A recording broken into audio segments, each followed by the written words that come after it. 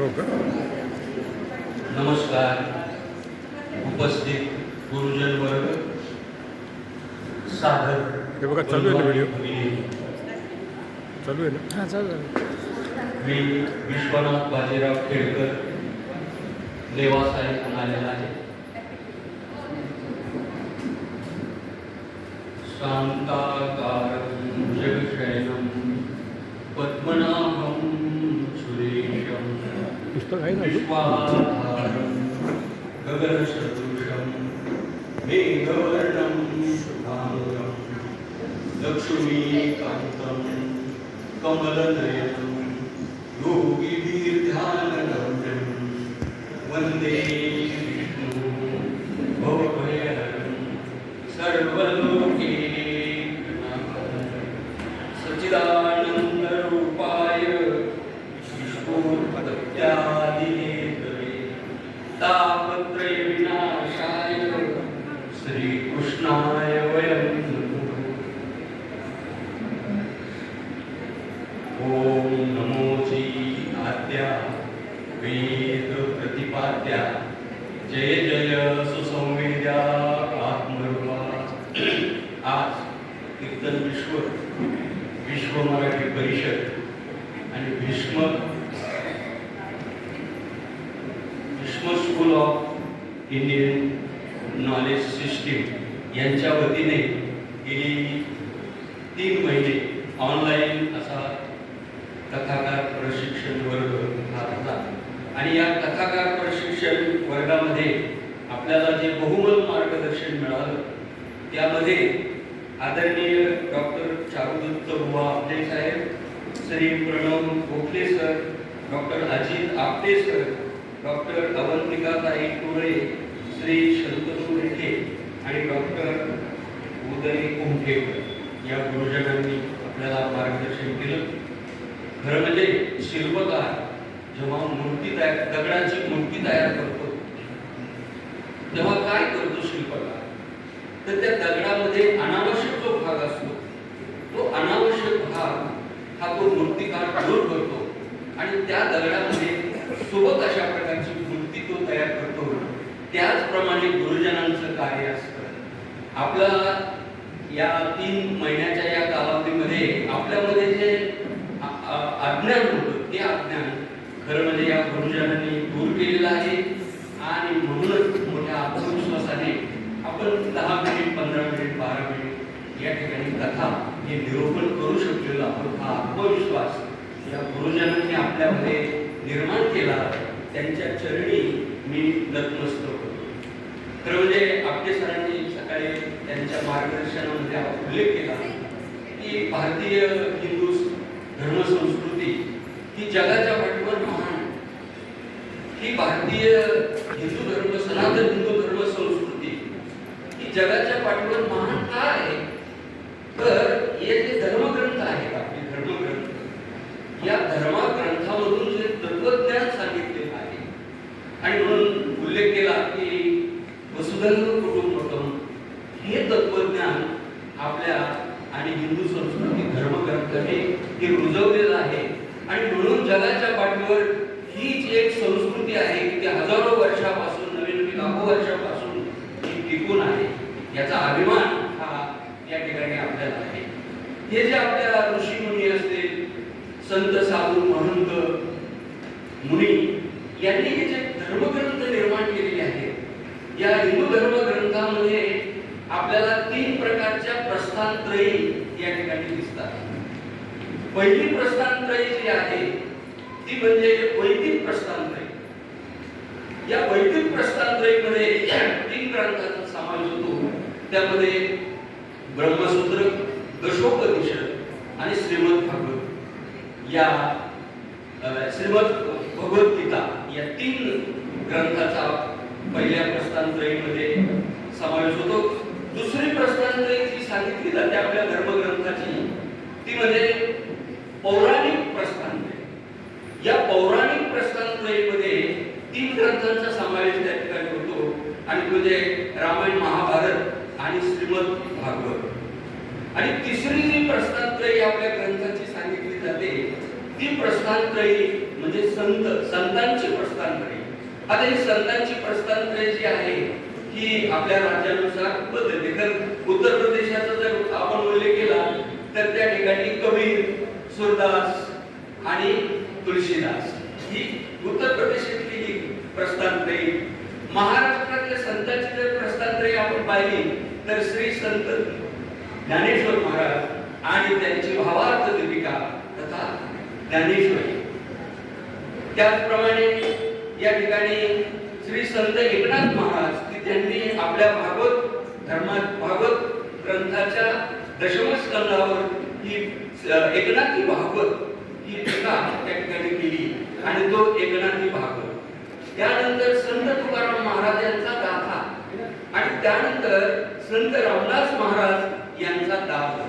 ही संतांची ही प्रस्थानत्रयी. आणि खरं म्हणजे ही जी प्रस्थानत्रयी आहे ही आपण जन्मात आल्यानंतर आपण ही वाचली पाहिजे असं मला या ठिकाणी नमूद करावं वाटतं. काही लोक म्हणतात की आमचं काय बिघडलंय, आम्ही तर कधी काय ग्रंथाला हात लावला नाही, आमचे बंगले आहेत, गाड्या आहेत, आम्ही मोठ्या प्रमाणावर आनंदी राहतो, सुख सोयी आमच्याकडे आहेत, आम्हाला काय वाचायची गरज आहे.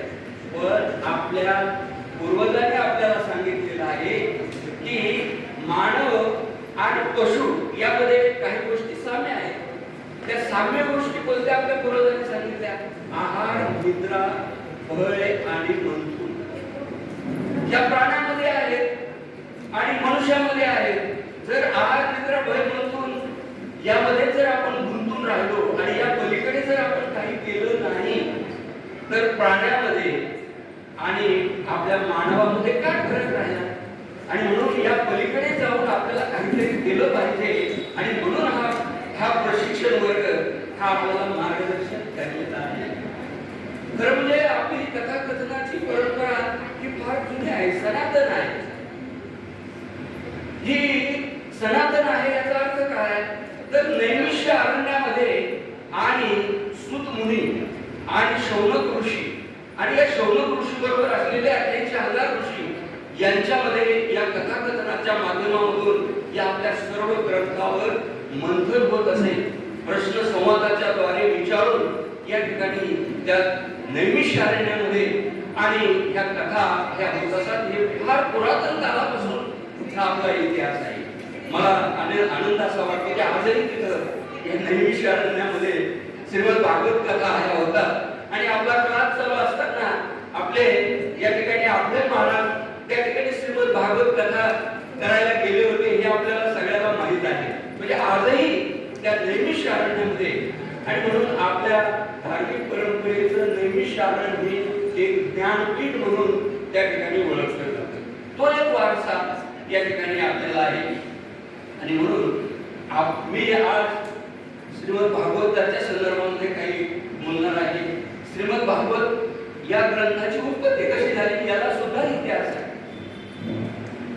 मगाशी उल्लेख झाला की व्यास मुनी यांनी वेद ग्रंथ संपदा निर्माण केली. एक वेद होता, त्याचे 4 वेद निर्माण केले, 18 पुराण, ब्रह्मसूत्र, दशोपनिषद, पुराण हे सर्व ग्रंथ भांडार आणि व्यास मुनींनी आपल्यासाठी ग्रंथित केलेला आहे. आणि मग तरी व्यास मुनीच्या आत्म्याला शांती नव्हती, त्यांना समाधान वाटत नव्हतं. एकदा असं नारद महर्षी आणि व्यास मुनी यांची भेट झाली आणि त्यावेळी व्यास महर्षी नारद मुनींना विचारले की मी एवढा ग्रंथ संपदा निर्माण केलेली आहे, मात्र माझ्या जीवाला माझ्या मनाला समाधान वाटत नाही. नारद मुनींनी जाणलं आणि त्यांनी त्यांना सांगितलं की अरे तुझी ग्रंथ निर्माण केलेले आहेत त्यामध्ये भगवान श्रीकृष्णाच्या लीलाचं वर्णन कुठे आहे, भगवान श्रीकृष्णाचं चरित्र कुठे आहे, गोकुळातला बालकृष्ण, त्यानंतर राधेचा राधा कृष्ण, त्यानंतर त्या ठिकाणी असा हा गोपाळ कृष्ण आणि द्वारकाधीश कृष्ण याच्या लीलाचं, त्याच्या कर्तृत्वाचं, त्याच्या गुणाचं, त्याच्या पराक्रमाचं वर्णन करणारा ग्रंथ तुम्ही लिहिलेला नाही आणि तो तुम्ही लिहा. आणि मग या व्यास मुनींनी हा श्रीमद भागवत ग्रंथ की जो आज आपल्या मुकुटस्थानी आहे आणि त्यावर कथाकथन हे सारखं होतं आणि त्या कथाकथनामधून या ठिकाणी समाजाचं प्रबोधन आजही त्या ठिकाणी होतंय आणि पुढेही होत राहील. अशा प्रकारचा हा इतिहास या ठिकाणी आपल्या श्रीमद भागवत लिहिण्यामागेही त्या ठिकाणी आहे. तर म्हणजे श्रीमद भागवत त्याचे पहिले जे 6 अध्याय आहेत हे पहिले 6 अध्याय श्रीमद भागवताचं महात्म्य सांगणारे आहे आणि त्यामध्ये अनेक सुंदर सुंदर अशा कथा आणि अनेक तत्वज्ञान त्या ठिकाणी त्या महात्म्यामध्ये सांगितलं. परंतु 2 कथा महत्वाच्या नेहमी सांगितल्या जातात. एक आत्मदेव ब्राह्मणाची कथा आणि दुसरी भक्ती ज्ञान आणि वैराग्य. ह्या 2 कथा त्या ठिकाणी प्रामुख्याने मानल्या जातात. तर म्हणजे वेळेच्या अभावी या कथाचा उल्लेख मी या ठिकाणी करून जातो. आणि या ठिकाणी आत्मदेव ब्राह्मणाला मुलबाळ नव्हतं आणि मग तो खिन्न राहायची. अरे मला मुलबाळ नाही, कधी होईल का नाही, एवढा आपला संपत्ती आहे, आपण एवढा अभ्यास करतो, ग्रंथाचा अभ्यास करतो, याला वारस पाहिजे. आणि म्हणून ते खरं म्हणजे ग्रंथात उल्लेख आहे की ते आत्महत्या करण्याच्या दृष्टीने वनात गेलेले आहे. तर एक साधू त्यांना भेटले आणि त्या साधूंना त्यांनी चरणावर नतमस्तक झाले आणि त्यांनी एक फळ त्यांना खायला दिलं. म्हणजे त्यांना फळ दिलं आणि सांगितलं की तुमच्या पत्नीला हे फळ खाऊ घाला, तुम्हाला मुलगा जरूर होईल. ही कथा सर्वांना माहित आहे. त्याप्रमाणे त्यांनी त्या धुंदुलीला ते फळ दिलं. मात्र धुंदुली ही चंचल बुद्धीची होती. चंगळ वाघ तिच्या डोक्यामध्ये घुसलेला होता आणि ही धुंदुली काय म्हणत होती की अरे मला जर मूल झालं, मी जर गरोदर राहिले तर माझं सौंदर्य नष्ट होईल, अशा वृत्तीची ती धुंदुली होती. आणि तिने ते फळ घेतलं, मात्र ते प्राशन केलं नाही. यंदा तिची बहीण अशीच भेटायला त्या ठिकाणी आली आणि त्यांच्यामध्ये चर्चा झाली. काय बाई तुला खिन्न दिसतेस. मग तिने सर्व वृत्तांत सांगितला आणि मग बहीण म्हणाली, बहीण आहे धुंदुलीसारखीच बहीण, ती म्हणाली की तू मला धन दे आणि त्या धनाच्या बदल्यात तुला मी गरोदर आहे, माझा मुलगा झाला की तुला देईल आणि हे फळ तुझ्या ताईला चाल. आणि मग हे फळ त्याने त्या ताईला तिथे चाललेलं आहे. इकडे तिला मुलगा झाला, तिने इकडे आणून घातलेला आहे. त्याचं नाव त्या ठिकाणी धुंदुलीनेच त्याचं नाव त्या ठिकाणी ठेवलं आणि ते म्हणजे धुंदकारी. तो धुंदुकारी नाव ठेवलं. आणि इकडेही मुलगा झाला गाईला, त्याचं नाव गोकर्ण ठेवलं. का ठेवलं गोकर्ण? तर त्याचे गाईचे सारखे कान त्या ठिकाणी होते. आता पुढे दोघेही वाढू लागले आणि वाढू लागल्यानंतर गोकर्ण त्याचा उपनयन संस्कार झाल्यानंतर तो अभ्यासासाठी गेलेला आहे आणि धुंदुकारी मात्र इथं वाढू लागला आणि त्याच्या अपप्रवृत्ती आता पुढे येऊ लागलेली आहे. जुगार खेळणं, दारू पिणं, वेश्यागमन करणं, चोरी करणं, मारामाऱ्या करणं, लोकांना त्रास देणं, हे त्या धुंदुकारीचं सुरू झालेलं आहे. आणि मग आत्मदेवाला खिन्न झाला, वाईट वाटलं. मग त्यांनी आपला देव त्या ठिकाणी केला. त्यानंतर धुंदुलीकडूनही त्याने खूप त्रास हा धुंदुकारी देऊ लागलेला आहे आणि त्याच्यामध्ये धन घेऊन ते धनही त्या ठिकाणी त्या धुंदुलीने आपला आत्मसमर्पित केलेला आहे. आणि मग फक्त एकटा हा धुंदुकारी राहिलेला आहे. आणि मग त्याने काय केलं की त्याने आता आपल्या घरी वेशाच त्या 5 वेशाच घरी घेऊन आला आणि त्यांच्याबरोबर व्यवहार करू लागला. त्या वेशांनी विचार केला की हा असा टाकतोय, मारामाऱ्या करतोय, चोऱ्या करतोय आणि याला जर पकडलं गेलं तर हा आपल्याला त्या ठिकाणी शिक्षा होईल. त्या ठिकाणी त्याचं मारलेलं आहे आणि दफन त्या ठिकाणी लास्ट इज बेस्ट. त्याचं त्या ठिकाणी हे झालेलं आहे. इकडे गोकर्ण त्या ठिकाणी अभ्यास करत त्यालाही कळालेला आहे, तो गावात आलेला आहे आणि त्याने विचार केला की आता आपला भाऊ हा धुंदुकारी हा उदाहरण दिला पाहिजे. आणि म्हणून त्या ठिकाणी त्यांनी ही कथा गावामध्ये आयोजित केली आणि त्या कथेमधून हा एका बांबूमध्ये वायूच्या रूपाने तो धुंदुकारी बसलेला आहे आणि 7 दिवसात त्याच्या 7 वासना त्या ठिकाणी नष्ट झाल्या आणि तो स्वर्गप्राप्ती त्या ठिकाणी दिली आहे. खरं म्हणजे वेळेअभावी आपल्याला त्या ठिकाणी मर्यादा असल्यामुळे मर्यादा त्या ठिकाणी पाळावी लागते. सदा सर्वदा योग तुम्हा घडा जे कारणी वेषो नको गुणवंता अनंता रघुनायका गणेची आता ते जय रघुवीर समर्थ. हे बंद कसं करायचं, सेव्ह कसं करायचं हे? आणि हे काय कर लक्ष द्यायला नाही, हे नवीन सृष्टी करणार. इथं दाबून